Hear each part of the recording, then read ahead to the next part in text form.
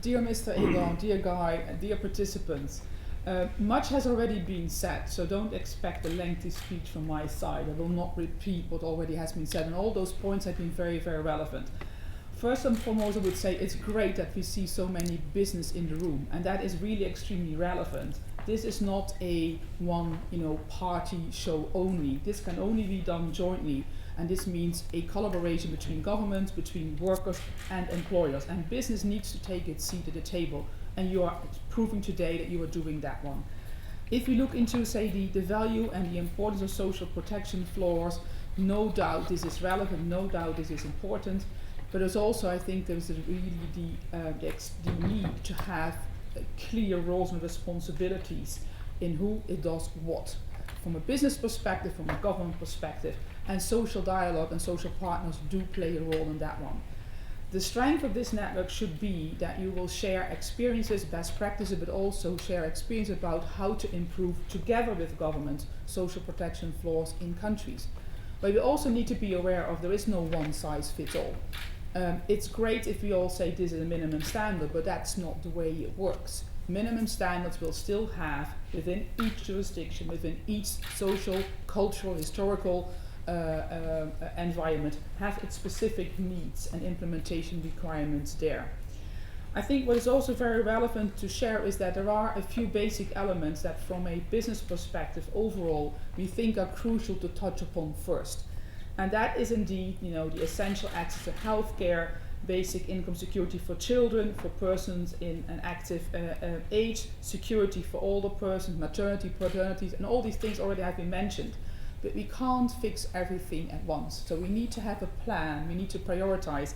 And I really want to echo Guy's word there where he said it should be result-oriented, it should be developing business-oriented goals. And I think in doing so, we can only do that if we have clear plans made together, that we set what is our priorities and don't try to establish, a wide spread of things at once, but rather try to influence a few critical things first and foremost to start with. Engagement with business, again, is crucial in that. And if we look into, say, the project as how it started, where we currently are in the phase, there are a few elements also within the GB decision that I think are relevant to repeat here. It's about raising awareness, it's about advocacy, and I think that's part of what we're doing here today. It's about building and strengthening partnership. Again, this business network fits in that one. It's also about technical and advisory service and capacity building on the ground. And this is something where we need to have a discussion upon today, but also how do we engage at local level to make sure that everyone is on the same level of understanding. The great project already on its way. It's about tools development, about policy development, and it is about national social dialogue. We are here in this room today, but this is not the national social dialogue. The real impact on the ground is going to be at national level, but we are there to support that to the extent we can. What we feel is very relevant is that it's not only about doing good. It is a win-win strategy, as already also shared with you there. So flexibility of systems, feasibility and affordability, I would say are key words that we need to bear in mind, but also the clear link to the business strategy.